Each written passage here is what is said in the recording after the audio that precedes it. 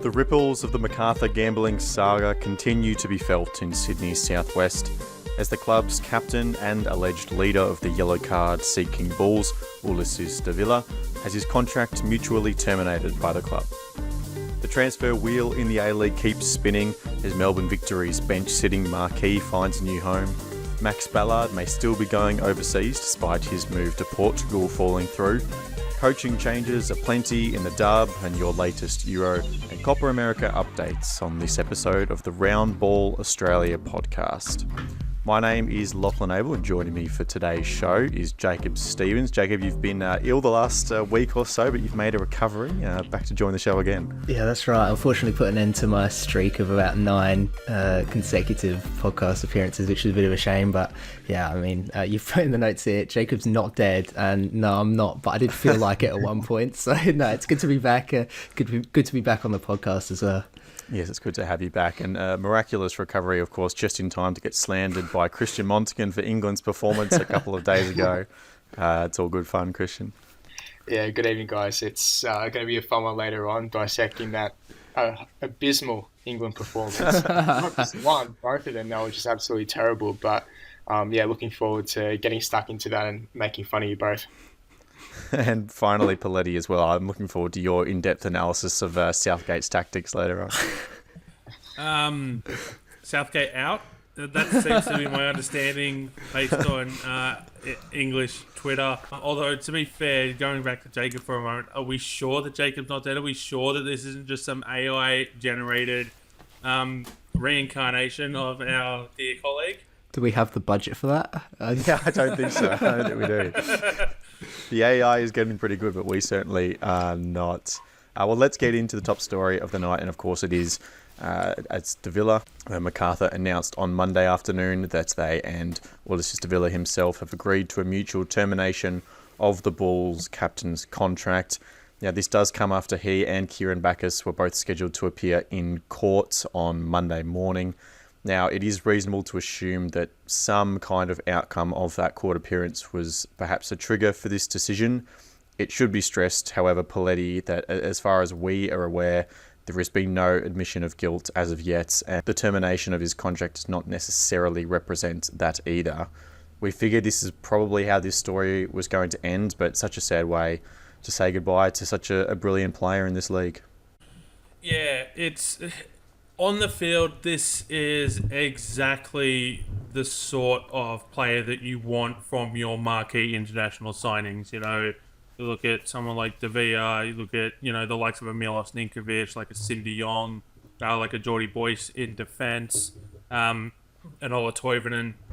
This is exactly what you want. You want a high footballing IQ player who's full of talent, can create anything out of nowhere, and when you look at the sort of some of the marquee players that have come to the league over the years, or some of the international players that have come over to come into the league over the years, they haven't always delivered with the sort of quality that a player like Ulysses Davila has. There's a reason that the club made him captain. You can't sort of deny everything that's gone on off the field as it relates to this scandal.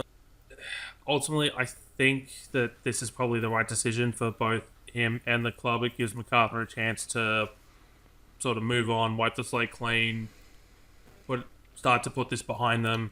And for Davila, it gives him a chance to move on with his career, wherever that may be, pending the outcome of the trials. As we do have to remember, both Davila, all of Davila, Clayton Lewis, and Kieran Backus are currently under no fault suspensions by Football Australia, and can't play in any Australian competition as it currently stands until those are lifted, which I believe is at the conclusion of the court case. And so we'll just have to wait and see what happens. Yeah. So Christian, of course, the result of that stand down by FA is that, not just if they were, proven guilty, but also if the court case just continued to go on for a certain period of time, then that may have also resulted in it being just the best decision for both the player and club to part ways. As Poletti said, it's sad that such an entertaining player has had to leave the league in this way, but we do feel like there has to be this kind of no tolerance approach to these, alleged integrity breaches if it does turn out to be the case. Yeah, definitely. I guess at the end of the day, it's a great message to send out that, you can be the best player in the team, best player in the league, arguably. I don't think he was, but he was definitely up there. It doesn't matter who you are. If you're going to, act in that manner, then clubs are going to have no choice but to pull the pin and, sort of rip up your contract, basically. So, yeah, it is sad because, he was such a class player on the field. His IQ was off the charts. You can tell he's really intelligent player. He was a good leader. You can tell the players, really played for him around him. So, yeah, just for Macarthur as well, just being a new club, it's going to, I hope it doesn't hamper their reputation too much. Hopefully they can bounce back from this pretty quickly. But to have this happen with, one of your key leaders in the side, for this to happen, not just one player, but a couple of others as well, which we're still waiting on for news, it's just a bit disheartening, to be honest. And we just hope the best for their careers, moving forward. Hopefully they've learnt from their lesson. And yeah, we move forward. But yeah, really sad what's happened. Is there a path back, Jacob, do you think, for some of these guys? I don't see why not. The most recent sort of example of something similar to this is Ivan Toney, of course, who copped a suspension over in the Premier League for Brentford and then came back and played for them again. So I don't think that, their careers in football are necessarily, gone completely now. I think that they've probably burnt a lot of bridges here in Australia.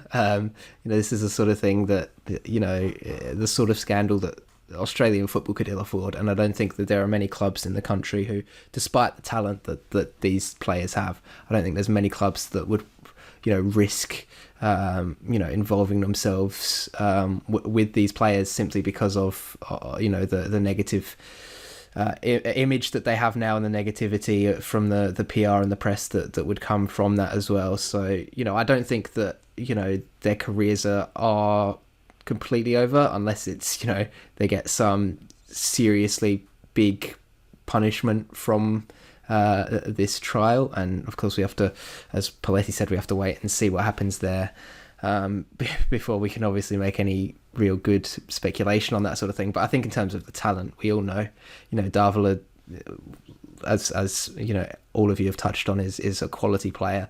Bacchus has been, a mainstay in that side and at this level of football for a long time. And then Lewis as well, of course, a talented player too. So, I don't, in terms of talent, there's no reason why they can't. And, the precedent is there with Ivan Toney for players who have, had these sorts of issues to be able to come back and play again. But whether it will be in Australia, I'm pretty doubtful. And Poletti, in terms of the status of those players now, Davila no longer with the club, Bacchus' contract has expired, if I'm correct in saying that, and then Clayton Lewis still has 1 year to run, and as far as we know, that's still the current state of things. Yeah, so Bacchus was moved on from the club with a number of other players following the end of the season. I believe all of those were contract expiries. And yeah, Lewis still got some time on his contract, and Sydney Morning Herald reporting that Clayton Lewis will have his first appearance in court on June 27, which is Thursday, although the court listings still show that date as July 4. So guess we'll just have to wait and see whether it's this week or next week. Vince Vergara, Sydney Morning Herald, also reporting that the court heard that a brief of evidence would be presented to the players' lawyers by August 22.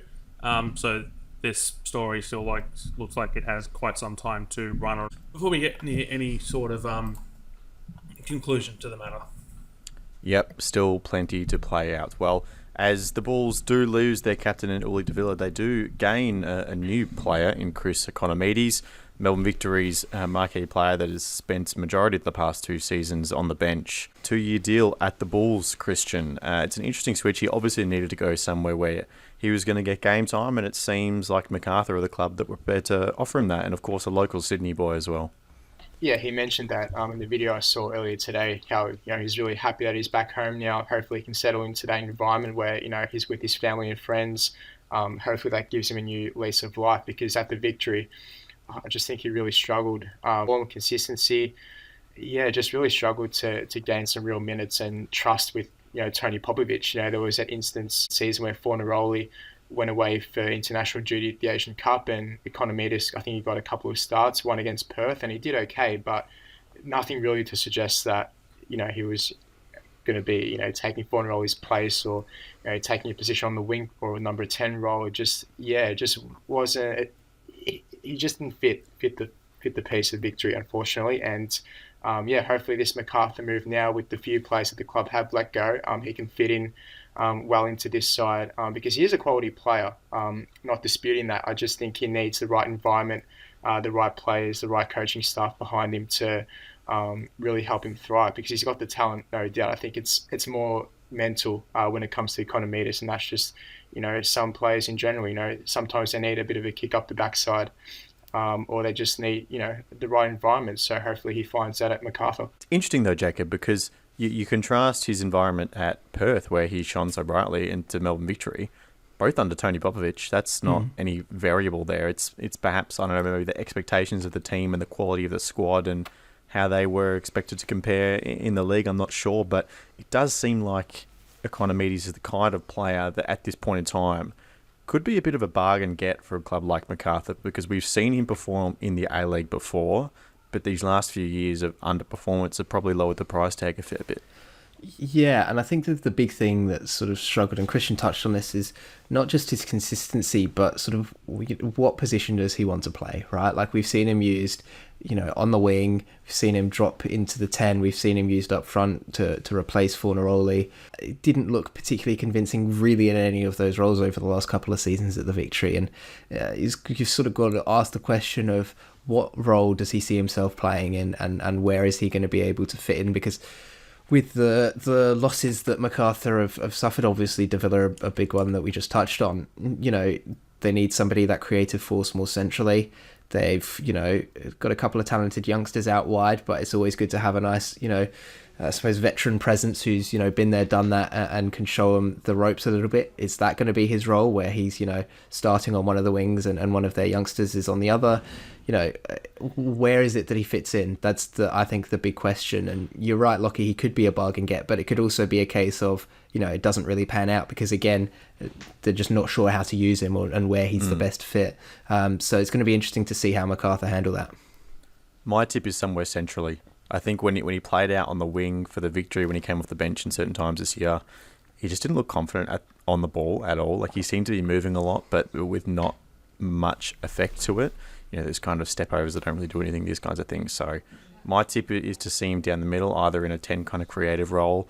Perhaps if Jermaine isn't on it, then he's up top as well. But yeah, that's my tip. Going to the Central Coast, and now Max Ballard. This is an interesting story. We originally thought that he was going to be on his way to Portimonense, which is this Portuguese club that Central Coast Mariners have now established a partnership with. It's where Ronald Barcelos came from halfway through this season.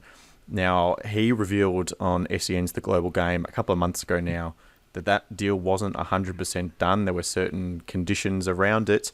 And we believe now that since Portimonense have been relegated to the Portuguese second division, that deal is now off. And latest news out of the Netherlands is that newly promoted NAC Breda are interested in acquiring his services.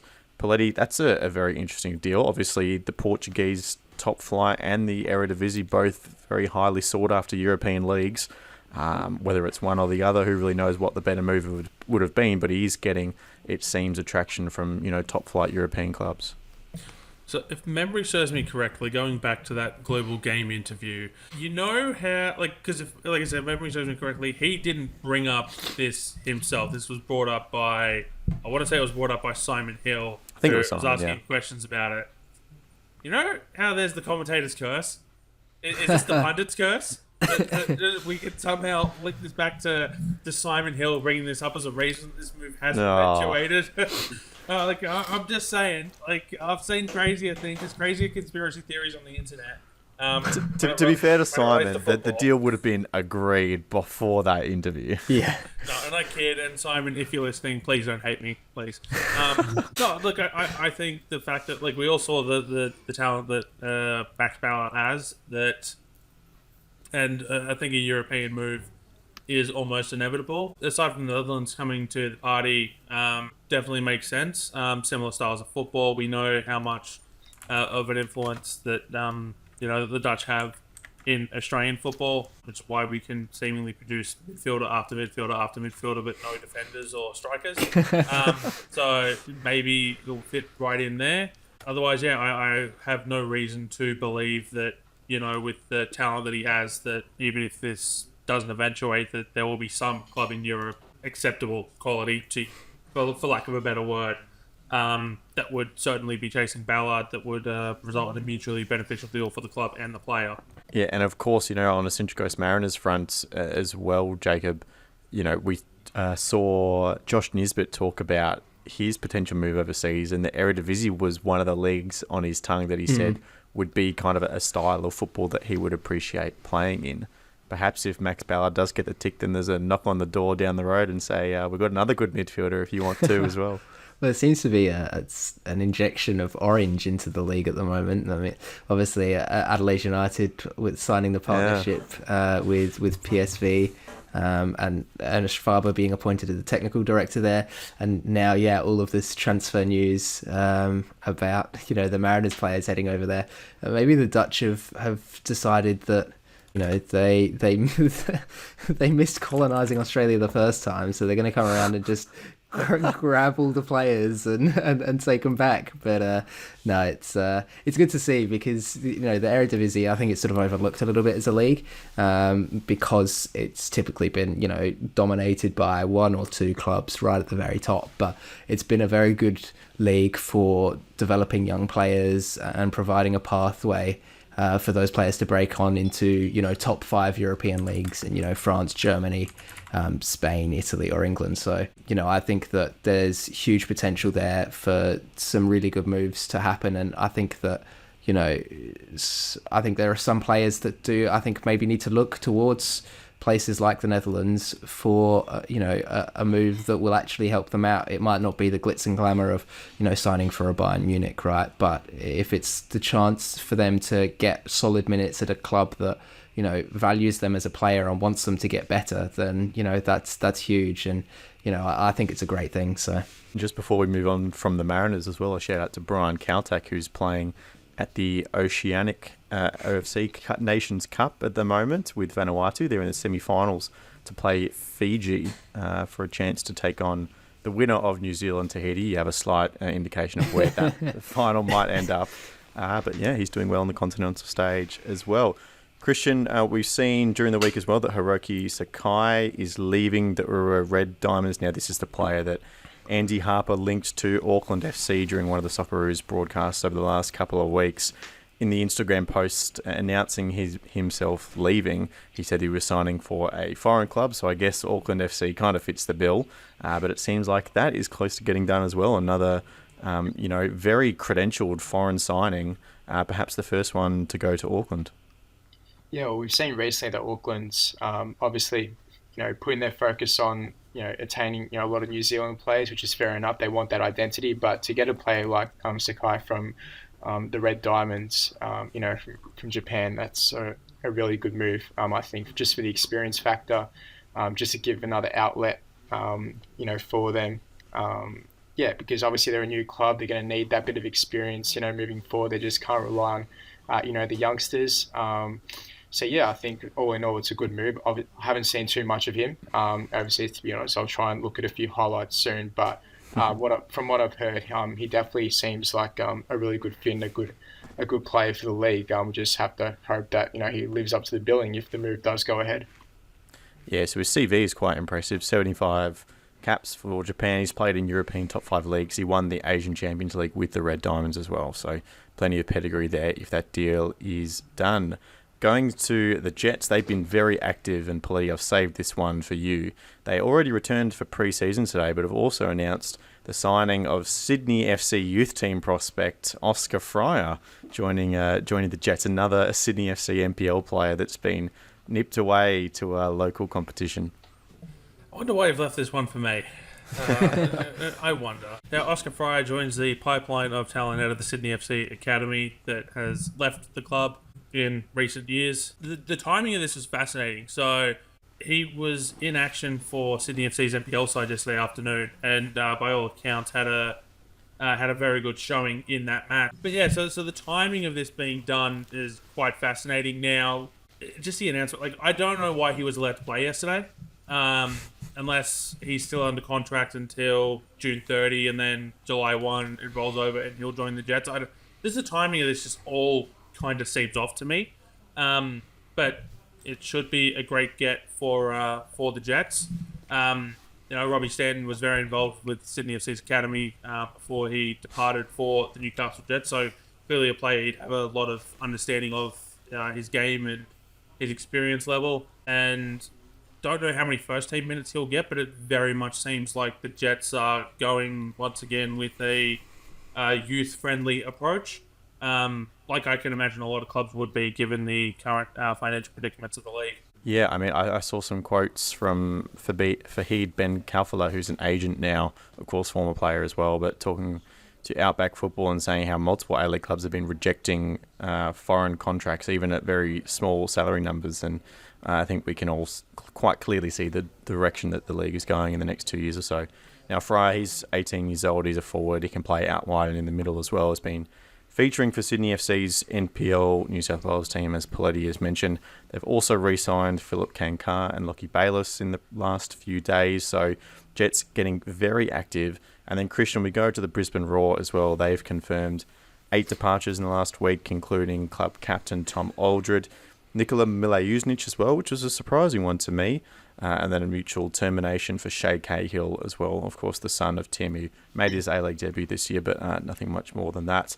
They've also signed up Ben Halloran. He returns to the club, and there was confirmation in that release as well that Tommy Waddingham is actually contracted for next season as well. We did indicate that might not have been the case on the previous episode. So their star young striker is locked in, but plenty of departures, and they're going to have to do some catch-up.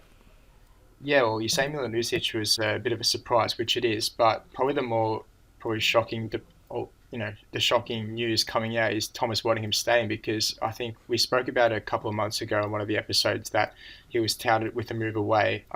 Which club was it again, Lockie? Well, it was Tottenham was the rumour, but now that we know he is contracted, that there's going to be some kind of transfer fee if anyone does come in. Like one or two clubs around like lurking that I saw, and Tottenham was obviously one of those big names, but hopefully they can, come to an agreement, extend his contract. I think it'll be a bit unlikely, but we've seen with other clubs, making a bit of a profit, if he makes a move overseas, and Brisbane can cash in on that, because I do think he's a really promising player. Probably one of their few bright spots this season, a very, inconsistent season, you have to say. So, we just hope that, yes, 8 departures, but you really want to see some stability now within the club. Hopefully they, pick the right pieces in the off-season, assemble a good squad, just really settle in, because it was just really disjointed in parts, especially mid-season. Having 3 coaches in one season, obviously, it does you no favours. So I think that's the number one, just to get that stability going, and hopefully they can kick on from there, because they've got a few bright spots. Wasn't it 4 coaches? I think it was 3. Ross. No, because you had Ross Eloise to start the season, then you had an interim, then you had Ben Khan for all of 3 weeks, and then if you count the interim, it's 4. If you count the interim, it's 4. But he was supposed to have the role till the end of the season, and then an 8-0 thumping to Melbourne City put the kibosh on that one really quickly. You are right, yes. And of course, on Thomas Waddingham, I agree, Christian, that has to be a very high priority for them, because like we've seen plenty of times already, contract extensions purely made for that reason of protection in case a transfer comes in, and probably with conversational understanding with the player as well, that the idea would be to sell them on, but the player gets the protection of the deal, the club gets some more money, and in most cases there's an understanding that the goodwill of the player would be considered as well. And then the final notable transfer I have here, Jacob, is Dylan Piraeus to Adelaide as well on a 3-year deal. Where to start with this one? Look, he's a good solid player, and it's a signing that I think a lot of Adelaide fans wouldn't have problems with if the rest of the squad was sorted, right? He's the sort of piece that you can bring in that's going to add depth on the wing. He's a very, very, very fast player, which is something that Adelaide hasn't really had for a little bit out wide now, apart from through Aaron Kunda. And up front in general, it's been pretty lethargic with Ben Halloran and Ibasuki, not the quickest players in the world. So, it'd be good to have a bit of an injection of pace up front for the Reds. But it does seem like just a bit strange, almost like they went, well, we've lost most of our players. We need a winger. This guy's available. Let's just get him. And it's like, yeah, but there's kind of bigger holes that you guys need to deal with, right? You've got no defenders, so it's one of those ones where I think like I said, if they can get the rest of the squad sorted, I think it'll. Everybody will be able to look at this as a good bit of business, but just in isolation as things are right now, it sort of looks a bit strange. It'll be interesting to see how he's used at Adelaide. We saw Adelaide use a bunch of different systems throughout the season, and I think he could actually slot in quite nicely in a couple of them. We've seen him play fullback on occasion, and that's an interesting thing to me because Adelaide at the moment, the only contracted right back that's an actual right back is Javi Lopez, and then there's also Panache Medana on contract who he will be resigned most likely, who has also played right back but is a winger, and then you've got Dylan Piraeus who has played right back but is a winger. I think that we could see Adelaide moving towards a system where their fullbacks don't do a hell of a lot of defending, whatever that might be, and we saw glimpses of it last season through both system and also players that just didn't track back quick enough to be able to do any defending anyway. But there were some systems used. I remember the box midfield, it was, they had no wingers, so it was the fullbacks that were getting up and attacking. And I think that, with this sort of a signing, that's a sort of role I think Piraeus could play quite well actually in this Adelaide side. So no, it will be interesting to see how he's used. There's a lot of work for Adelaide to do because they have not enough as things stand right now to be able to actually play a game next season in terms of players. So a lot of work to do. Ernest Faber, the new technical director, has his hands full there, but signs of life in the transfer market for Adelaide. They've signed Archie Goodwin as well, was another one which I'm not sure if that's been touched on in the pod. Another talented young forward joins Adelaide United, so it'll be fun to see what happens there. The more that these things start to roll in, I think we'll see that confidence come back into the fan base here in Adelaide, because after the last season, everything's a bit flat here at the moment. So it'll be good to see what happens next year. But I think an exciting player. I don't think that he's going to necessarily set the world alight, but he can definitely be used well. And I think if Viet can find the right system for him next year, he could do quite well. Signs of life, the report from Jacob out of Adelaide, optimistic as ever. As we flip over to the dub, Poletti, the big news is in the coaching department. Alex Apakis departs Perth Glory as the longest-serving women's Glory coach, 66 games over 4 seasons. He said in a release, despite the strategy and plans collectively put in place for next season by myself, Football Director Stan Lazaridis, and CEO Anthony Radic, I've made the difficult decision to step down from my position due to personal reasons. So he leaves the Perth Glory, and then Canberra have a new coach as well. Just on Apakis, longest serving coach for Perth Glory. When I first saw this, I thought that's a bit of a shock. I thought that because we'd heard reports that when Ross Pellegrini came in, he was doing overhaul's not the right word, just a complete assessment of the club and where everything was at, and I thought that maybe that this has become part of that, but apparently I found out for personal reasons. I'm like, okay, still a shock, but he hasn't been sacked per se, because I thought that would have been incredibly harsh. I mean, this season started off incredibly strong before they fell away from the rest of the pack. Last season missed out on finals by a point in goal difference, so would have been very, very harsh. For Apakis to go on, especially when he's a good coach. Everything is sort of linked together. You can see the football he's trying to play, and probably would have had a good chance to turn things around next season. So Glory on the hunt for a new coach. But yeah, Canberra have appointed, and I'll try to get the name right here, Antoni Jagorinic. I'm gonna take a guess as to how you pronounce it. Sounds good to me. Sounds about right, yeah. I'm not going to pretend like I know a ton about him. Been an assistant at Canberra for the last couple of seasons. Before that, it was with Belconnen United in Capital Football's NPLW, and apparently has led them to a ton of success over the last decade or so. As well as being a former player, has clearly got the credentials. Clearly, Capital Football believe that he's the right candidate to to guide them through this last season before what we understand is going to be the new owners of the Mets team absorbing Canberra United in. And I know I've said this before and I'll say it again. Hopefully the badge and the branding and the colour scheme and everything gets kept because it's so synonymous with the identity of that club, and it would be a shame to lose that. But it's got trophy winning credentials, and I just might have to try and sign some players given how many have departed the club in the last couple of months. I can imagine one of the first things on the agenda will be signing Michelle Heyman to at least a 1-year deal, making sure that they retain their marquee striker. Yes, absolutely. And of course, she's got a big, winter period, I guess, for us coming up with the Olympic Games. And then I'm sure club negotiations will be very interesting to follow for her specifically. Let's head international to the European and South American summer as Germany avoid facing either Italy or Croatia in the round of 16 with their last-minute equaliser against Switzerland. Christian, it was a hell of a simultaneous games, right? When we get to this final match day of the group, we get all the teams kicking off at the same time. A late equaliser from Germany to save their position top of the group. A late winner from Hungary in a 100th minute of the game to keep them alive and knock out Scotland. Scotland and Hungary still had something to play for. 10 minutes at a time, given that really nasty head knock to the Hungarian player Vargas, which stopped play for a little while. Had to get the stretcher out. He's conscious, so great that he's okay and recovering well. But in terms of the game, nothing really happened in the first half. But towards that last sort of 10-15 minutes, Scotland realised they're like, oh well, we've actually got to win this game now. So they just went all guns blazing, attack, and Hungary just caught them out on the counter with basically the last kick of the game. The fans behind the goal going absolutely crazy.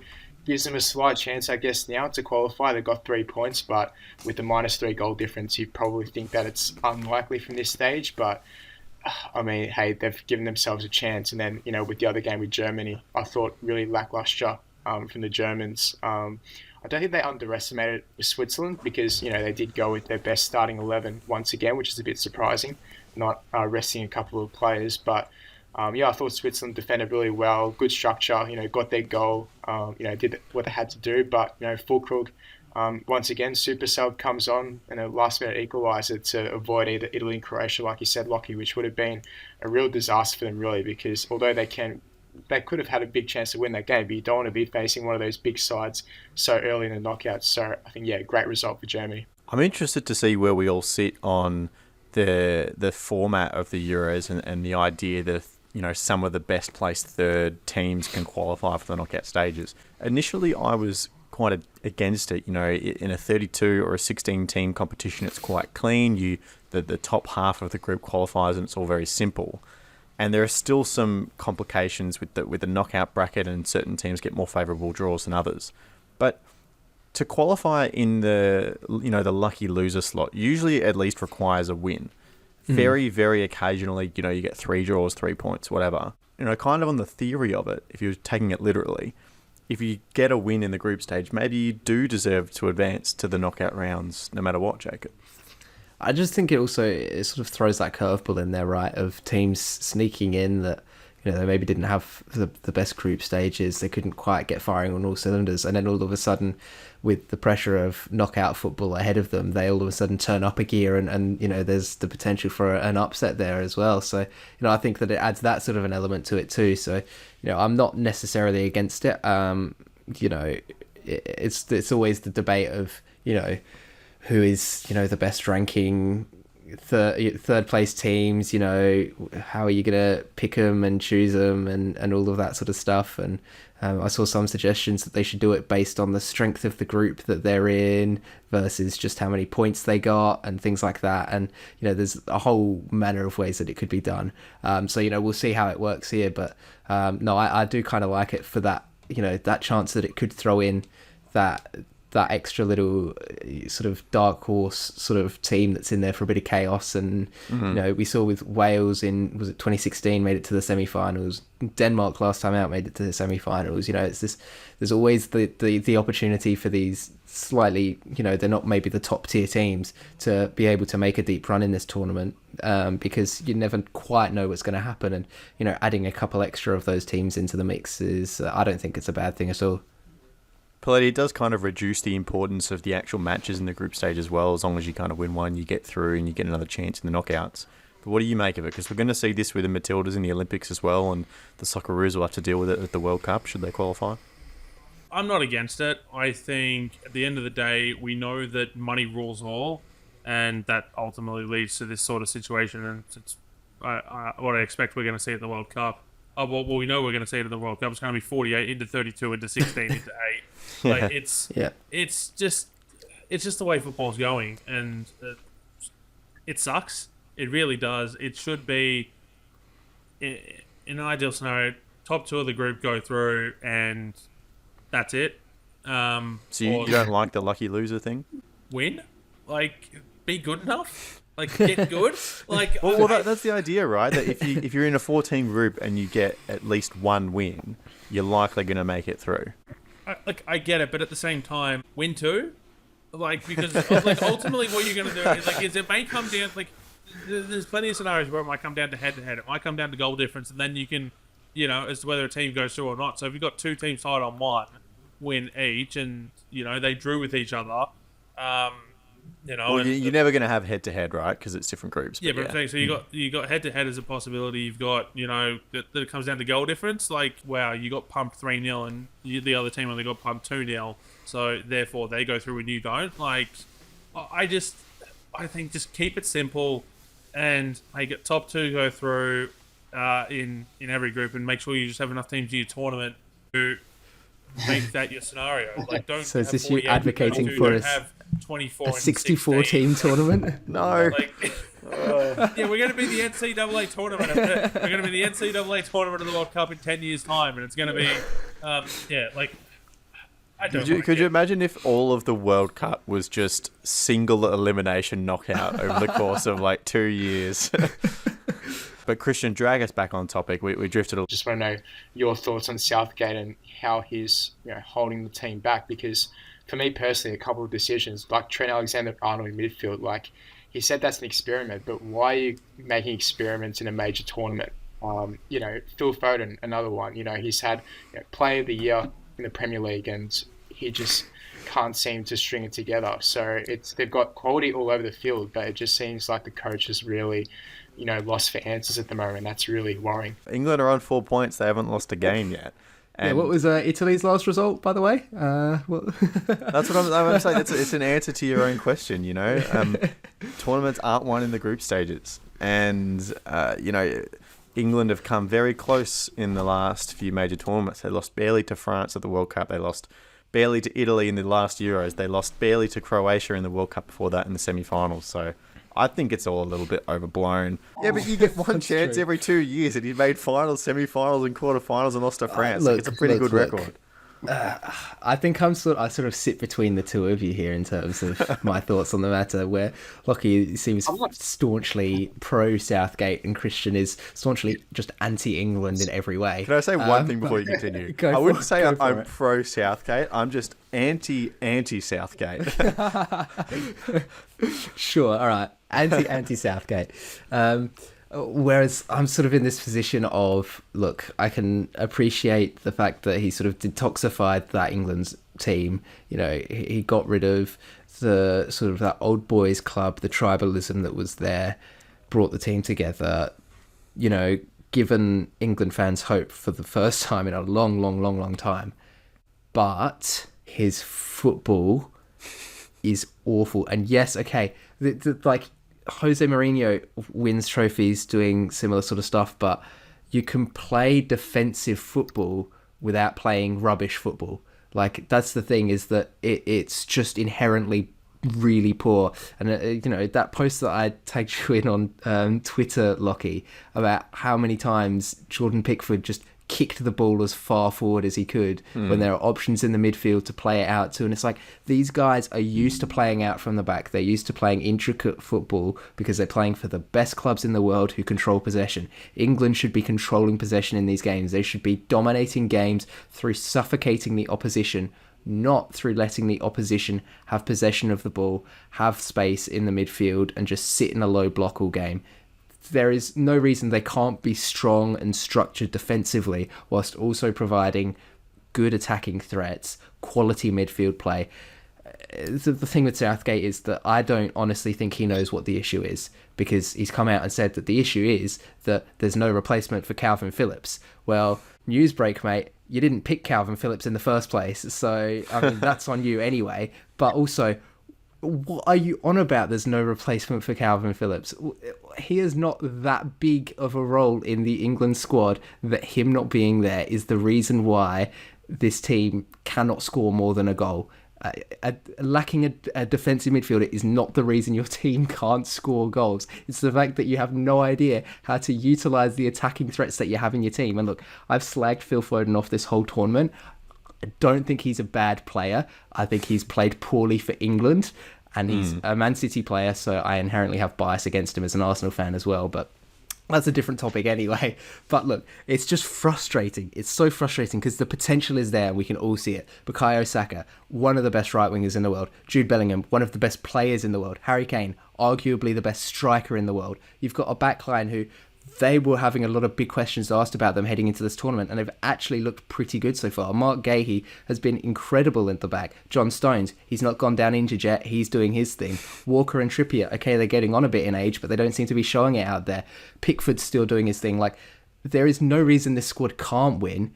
They're just being held back by the football that they're playing. And, you know, that's where I sort of sit in that I can appreciate that Southgate is giving England the opportunity to have these deep runs in tournaments, but I don't think that they will ever win one because of the type of football that they're playing. I'm sorry, Harry Kane, one of the best strikers in the world, he can't win a bloody trophy. He goes to Bayern Munich, who have won every trophy under the sun domestically in the last 10 years, and can't win a trophy with them. Where on earth are you getting he does his job. He does his job. He does his job so well, though. Actually, you know what? I will give you some credit. He's probably... Yeah, he actually probably is the best striker in the world. Because he's the only one playing striker, because everybody else is a false freaking 9. And I'm getting sick of false 9s. Back to goal, proper number 9. Bring it back. Also, you mentioned, you know, Jordan Pickford is one of the players playing for one of the best clubs in the world. Everton on the verge of bankruptcy? Yeah. What? I don't think Jacob said he was playing for one of the best clubs in the world. I didn't say Pickford was playing for one of the best clubs in the world. I was saying that England's players play for some of the best clubs in the world. All right, you've got me on a technicality. The Holland goal disallowed for offside in the second half. So I think it was Dumfries who was, you know, allegedly in the way of Maignan. For me, I think letter of the law he was interfering with Maignan, but at the same time, I think it was a really harsh call, to be honest. What do you guys think? I could not disagree more strongly with that decision. Maignan was never getting to that ball. There's no way. It's just the argument is that he saw him in the corner of his But how could he be affecting Maignan if he doesn't have any chance of getting the ball? Was he denied the opportunity to play for it? That's the question. And if the answer is yes, letter of the law is right. It's like to bring it back to the A-League, because we're good at doing that. You go back to the Sydney FC, Melbourne City grand final in one of the COVID years. Was it Delbridge? For City was denied the opportunity to go for the ball. Obstructed the goalkeeper. You know, regardless of whether or not he had any impact on the players, the fact that there was an obstruction there, denying the goal from an offside position. So, you know, it's letter of the law. It's probably the right call. I should be complaining about the rule then. Yeah, you probably should be complaining about the laws of the game. There's enough there to complain about. As a complete and sorry to steal your second, Christian. As a complete neutral, the fact that I've barely seen anything on Twitter as it relates to the Euros and VAR. Besides, like, I wasn't even aware of this Holland goal. The only one I've seen is the Lukaku goal, which we're going to get onto in a moment. And I have some more thoughts there. Go on, but that should surely indicate the VAR is running well if I've seen barely any controversies. The other refereeing change that has been extremely positive is the rule about only the captain going to speak to referees in certain scenarios. Yeah. That is definitely helping crowding and things like that. Don't get me started on blue cards again. What about orange cards? Let's take a trip over to the US. Copa America is underway. Big wins for all the favourites in the first few games. Argentina, US, Mexico and Uruguay under Bielsa, which is a little fun one there. But Argentina played in the opening game against Canada and got the job done, but Messi had a little bit of a stinker. Two wide open misses. Not great from the world champion. But yes, of course, we're hosting this one actually outside of South America, which is unique. We've had plenty of invitees before. Of course, Australia was famously going to participate during the COVID years, but we had to reject that invitation in the end due to our travel requirements. But yeah, Jacob, Copa America, the US is living our dream, going and getting wins in the South American tournament. Copa America is great because it's just chaos. Like, there's a great video I saw on Twitter, and I can't remember who it was off the top of my head that posted it, but it's been around on a few football meme pages. And it's like the top half of the screen is Euros, and it's like these intricate tactical diagrams and all of this stuff, and then the bottom frame are like these three children fighting, and one of them just has this bar stools hitting the others over the head with it, and it's like that's perfectly Copa America. Like, it's just absolute mayhem, all sorts of stuff happening, and it's like that big, sort of party atmosphere there as well, with, you've got these South American fans and these, watching the football that is typically very South American, which is, hard, but it's also fast and very technical, and very flashy, and it's being hosted in, the USA, which they've started to come into their own in terms of, wanting to get involved in football now for, with the MLS sort of starting to make some ground, getting some traction. It's not a sport that's sort of looked down upon there anymore, and they've got the World Cup coming up as well in 2026. This is sort of almost, I guess, a trial run for them, but the big issue so far has been the pitches, which Emiliano Martinez called out at Mercedes-Benz Stadium in Atlanta, because it's obviously that synthetic pitch that they have there, and then they've coated it with normal grass over the top of that, so it's not the best surface. And what is it, he said the pitch was a disaster. So that's the big talking point there, is the pitch maybe not up to standard with what these teams would have liked. But no, I mean, I love Copa America. I love these continental tournaments, and I was saying before the recording that I almost prefer them to the World Cup, because they just feel more authentic. They feel just better. I don't know. It's because he's not a real Australian fan. I'm just happy that we've got a continental tournament with a reasonable kickoff time. That's all I'm saying. It's been a while. There's no 2 a.m. wake ups for anything in the Middle East or anything in Europe. It's 10 a.m. It's 8 a.m. It's 11 a.m. Like Poletti's getting mostly up anyway. Awake. In terms of the US, they've also got the FIFA Club World Cup next summer in 12 months' time, which is another major tournament. So yes, they're definitely going very hard on it. Poletti, who's going to win? Who's going to win the Copa America? I believe that the Americans are going to win. I think that playing at home, maybe not in front of their home fans, based on some of what you've seen on the pictures, where some of these stadiums aren't quite as full as they could be because of high ticket prices. But I think the fact that they're hosting it in the USA, I think why not? Let's just go for the upset. It's going to be the Americans. Go USA.